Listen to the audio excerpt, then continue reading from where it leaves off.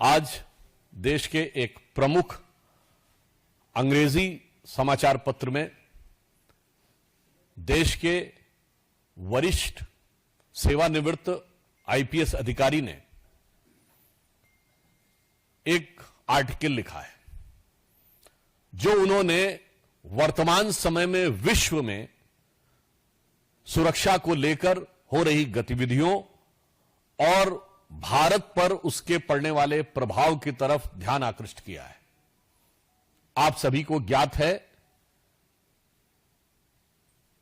कि 1.5 वर्ष पूर्व जापान के पूर्व प्रधानमंत्री शिंजो एबे जी की एक राजनीतिक कार्यक्रम में हत्या हुई। चंद दिन पूर्व अमेरिका में राष्ट्रपति पद के प्रत्याशी डोनाल्ड ट्रंप के ऊपर हत्या का अटेम्प्ट हुआ जिसमें वो बाल बाल बचे। उनका कहना है कि इस प्रकार की प्रवृत्तियां जो हिंसा और हत्या को उकसाती हैं, ये कहीं न कहीं उन बयानों से प्रेरित हो जाती हैं जहां राजनीतिक दल अपने तात्कालिक राजनीतिक स्वार्थ में शॉर्ट टर्म पॉलिटिकल बेनिफिट के लिए हिंसा और हत्या के शब्दों का प्रयोग करना चाहते हैं। एक दुखद परंतु चिंताजनक बात यह है कि प्रधानमंत्री श्री नरेंद्र मोदी जी के विरुद्ध इस प्रकार के शब्दों का प्रयोग, और मैं साफ शब्दों में कहूंगा हिंसा के लिए उकसाने वाली भाषा निरंतर प्रयोग की जा रही है।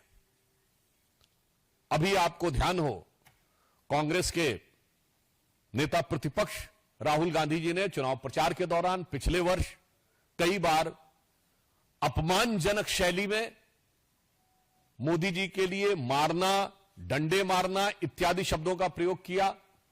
यहां तक उन्होंने बोला कि अगर काफिले पे कुछ फेंका गया तो कुछ और फेंका जा सकता है, यानी फेंका जाना डर के समाप्त होने का प्रतीक है। इसका मतलब कि किसी भी नेता के काफिले के ऊपर कुछ भी होना चाहिए।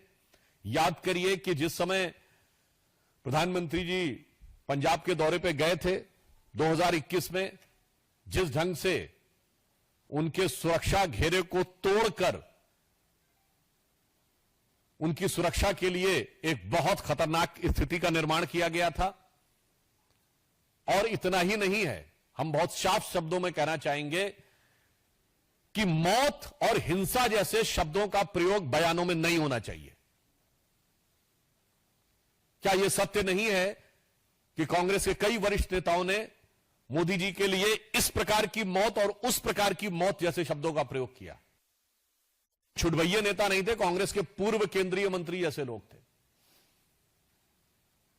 क्या कब्र खुदेगी, मर जा जैसे शब्दों का प्रयोग किया गया, सर फोड़ देंगे ऐसे शब्दों का प्रयोग किया गया।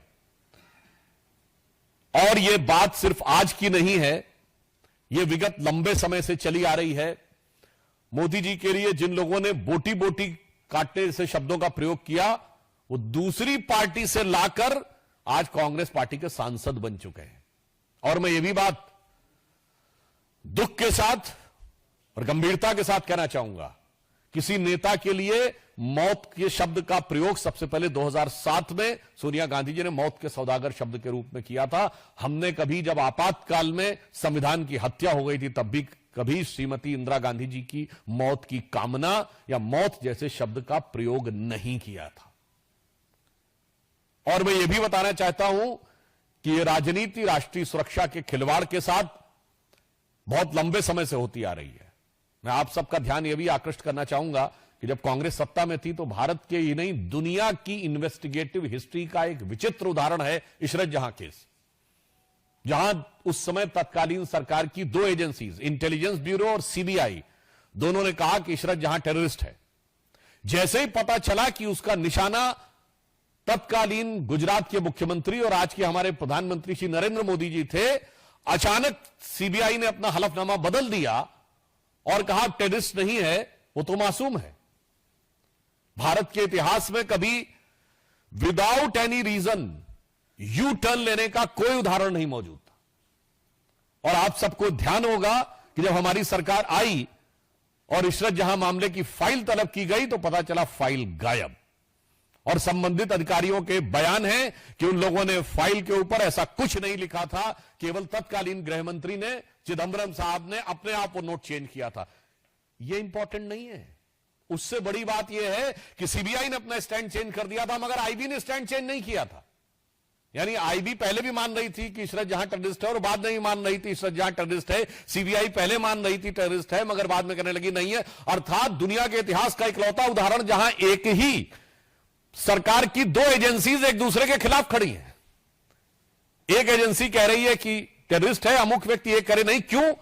चूंकि प्रधानमंत्री श्री नरेंद्र मोदी जी की हत्या के इरादे से जाते हुए किसी टेररिस्ट को बचाव देने के लिए, कवर फायर देने के लिए किस सीमा तक जाया जा सकता है, यह उसका दुखद उदाहरण है। आप सबको याद हो 24 अक्टूबर 2013 को पटना की रैली में सीरियल ब्लास्ट हुए।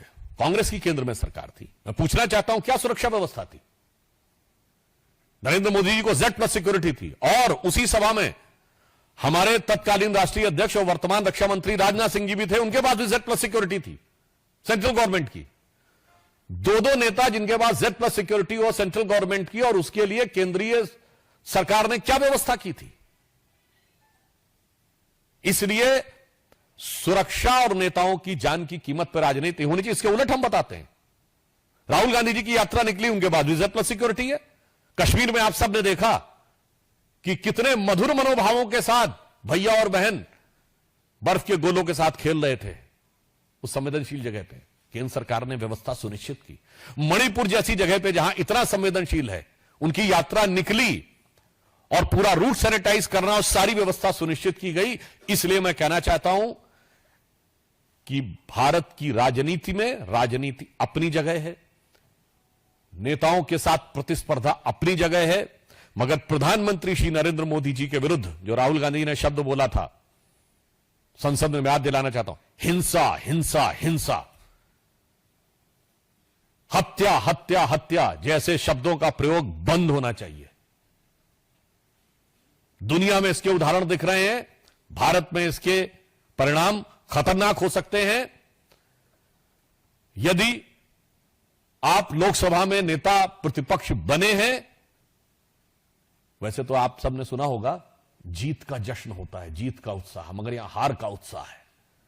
तो उस हार के उत्साह में मैं कहूंगा, उत्साह से उच्छृंखलता, उच्छृंखलता से उद्दंडता की तरफ मत जाइए, परिपक्वता का प्रदर्शन करिए। इसलिए मैं पुनः जहां से मैंने प्रारंभ किया था वहीं पे सभी राजनीतिक दलों से आग्रह करता हूं कि हिंसा और हत्या जैसे शब्दों का प्रयोग, किसी के प्रति आक्रमण, मारना, पीटना, कब्र खुदेगी जैसे शब्दों का प्रयोग बंद होना चाहिए। चूंकि याद रखना चाहिए कि लगेगी आग तो आएंगे घर सभी जद में, यहां पे सिर्फ हमारा मकान थोड़ी है।